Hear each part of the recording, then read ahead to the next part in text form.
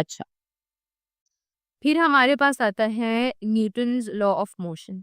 अब न्यूटन के मोशन के कौन-कौन से लॉज़ होते हैं, किस-किस तरह के लॉज़ होते हैं, अम, न्यूटन साहब ने बहुत जो है ना सारा हमारे लिए पढ़ने के लिए छोड़ दिया।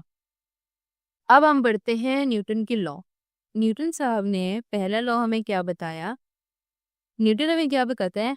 न्यूटन हमें ये बताता है कि जब तक किसी एक ऑब्जेक्ट को आप किसी एक्सटर्नल फोर्स से चलाते या रोकते नहीं, जब तक आप किसी एक ऑब्जेक्ट कोई ऑब्जेक्ट पड़ा हुआ है, जब तक आपने उसको हाथ वो किसमें रेस्ट की हालत में, जब तक आपने उसको हाथ से मूव नहीं किया वो रेस्ट में ही रहेगा, वो मूव नहीं करेगा। और कोई बॉल मूव करी, जैसे मैंने एग्जांपल दी थी लास्ट टाइम फुटबॉल की, कि फुटबॉल आपकी तरफ चलते हुए आ रही है, अब जब तक आप उसको स्टॉप नहीं करोगी वो चलती रहेगी, ठीक है, वो चलती रहेगी, वो आगे जब आप उसको स्टॉप कर दोगे तो वो स्टॉप होगी, तो वो चल रही है मतलब आप स्टॉप नहीं कर रहे और वो चल रही है, तो यानी कि वो स्टेट ऑफ मोशन है।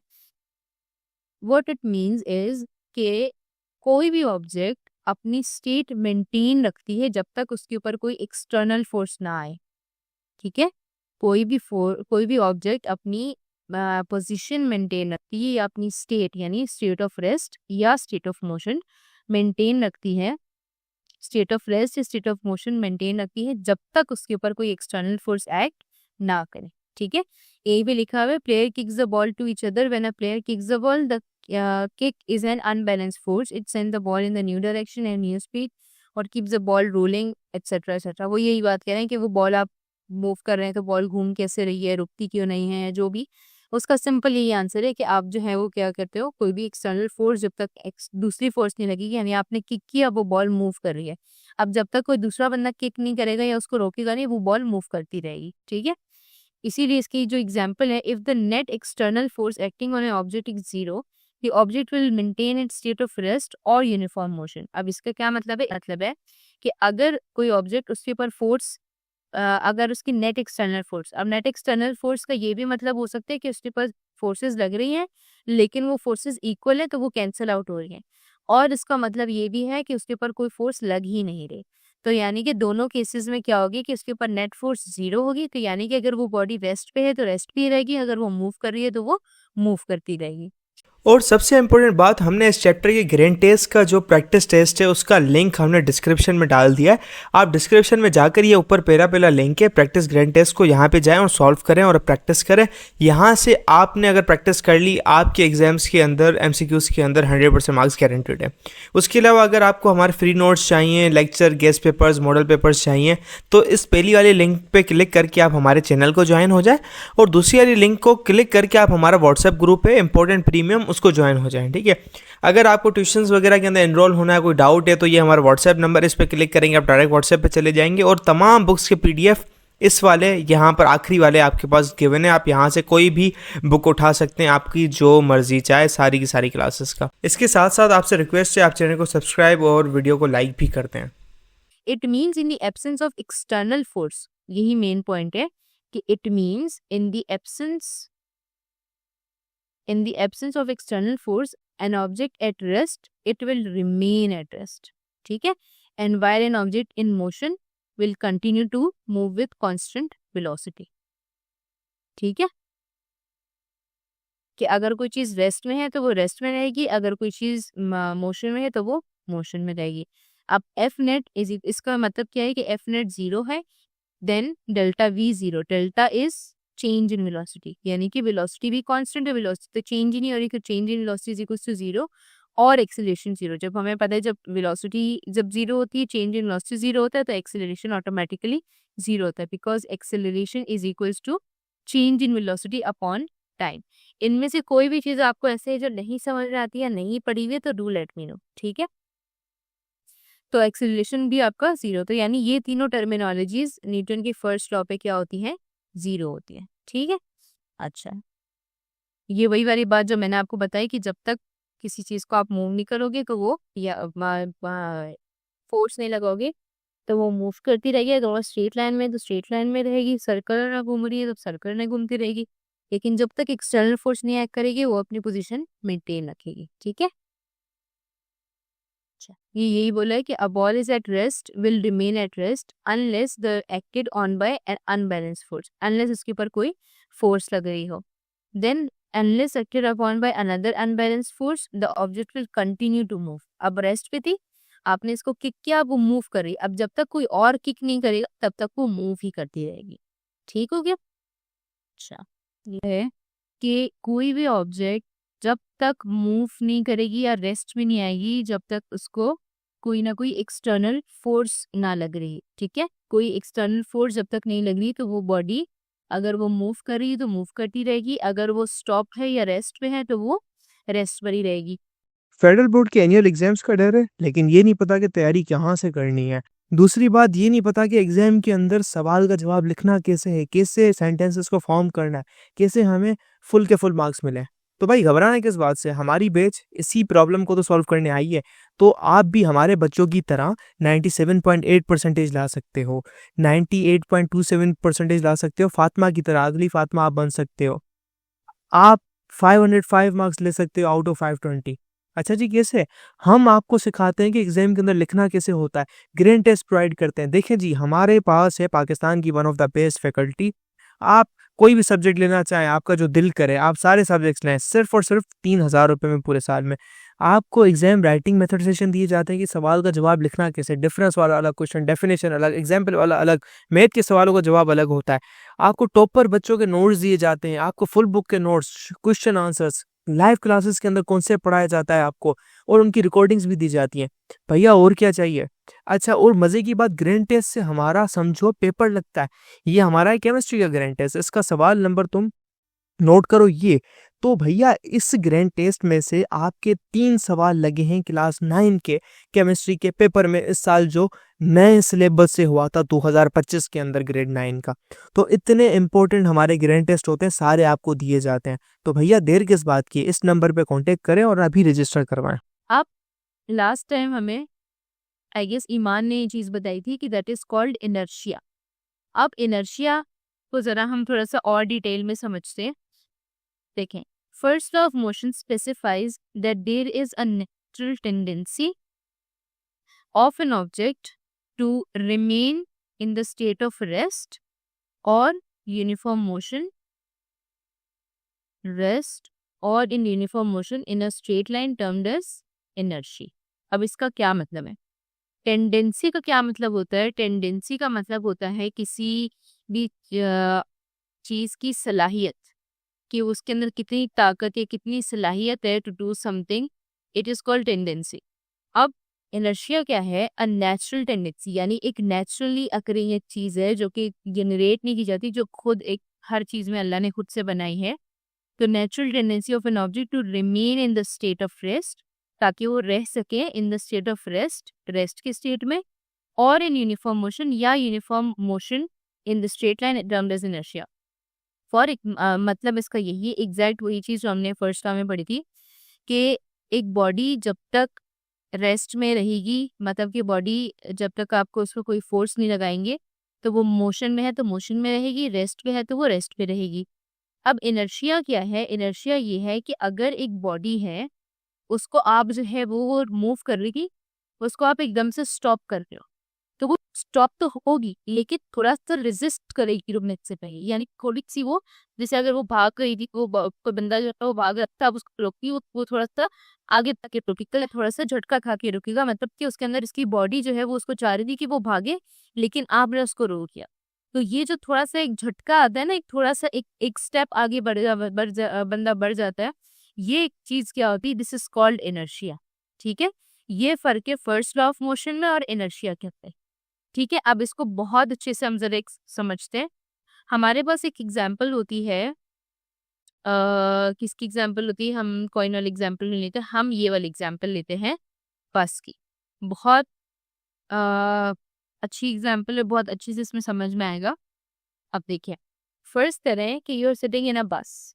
ठीक है, आप लोग जो है वो बस में क्या है, चले आप लोग बैठे भी नहीं, आप बस में खड़े हुए, like this man is standing over here.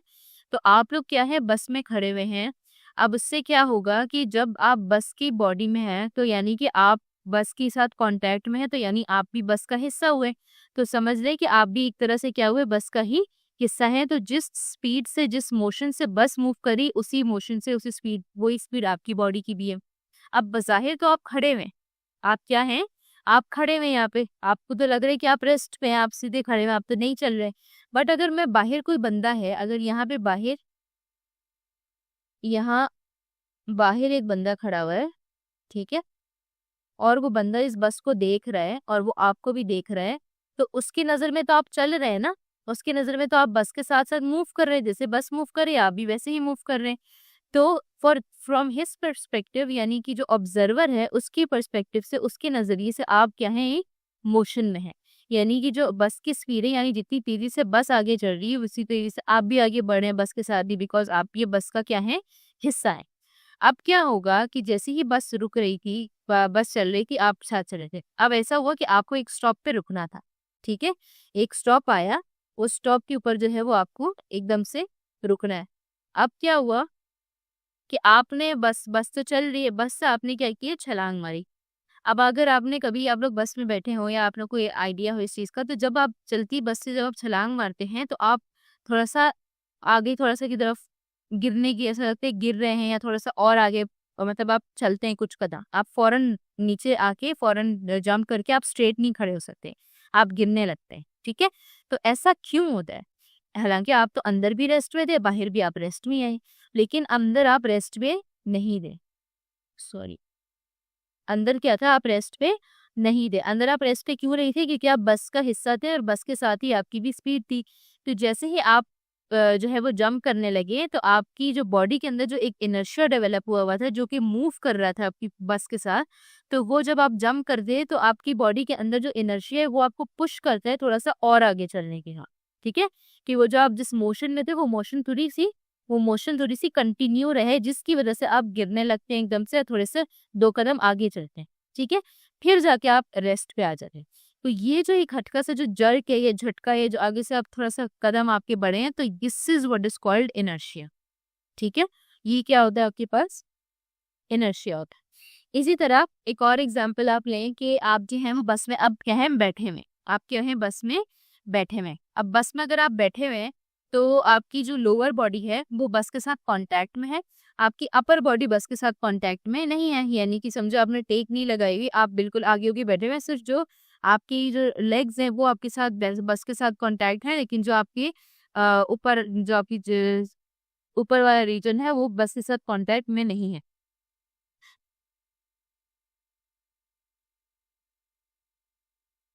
जिसकी वजह से क्या होता है कि अगर आप जब बस जो है वो रेस्ट पे है या बस जो है वो मूव कर रही है, तो दोनों कंडीशंस में आप बस की बॉडी का हिस्सा है, ठीक है? आपका जो लोअर पार्ट होता है वो आपकी बस की बॉडी का हिस्सा है, आपकी बॉडी बस की बॉडी का हिस्सा है। अब क्या हुआ कि आप जो है वो आराम से बैठे में, बस अभी क्या है? रेस्ट में थी, आप भी रेस्ट में। जैसे ही क्या हुआ, अब आपकी जो अपर बॉडी है वो रेस्ट में है, नीचे अपर की बॉडी, नीचे वाली जो बॉडी है वो बस के साथ कांटेक्ट में है। अब क्या होता है कि जैसे ही बस स्टार्ट होती है, अगर आप लोगों ने देखा हो, जैसे ही बस या आपकी गाड़ी या बाइक, जो भी जब कोई चीज स्टार्ट होती है, तो एकदम से आप पीछे की तरफ गिरने लगते हैं, ऐसे लगता है कि आप पीछे की तरफ जा रहे हो, ऐसा ही होता है। अब ऐसा क्यों होता है? ऐसा इसलिए होता है कि जो आपकी जो ऊपर बॉडी जो रेस्ट में थी, जो एक जगह पे थी, अब वो नीचे वाला जो आपका हिस्सा था, वो बस के साथ कांटेक्ट में, तो जैसे ही बस मूव किया या गाड़ी या बाइक ने मूव किया, तो वो जो नीचे वाला हिस्सा है, वो बाइक के साथ या गाड़ी के साथ या बस के साथ आगे मूव करने लगा।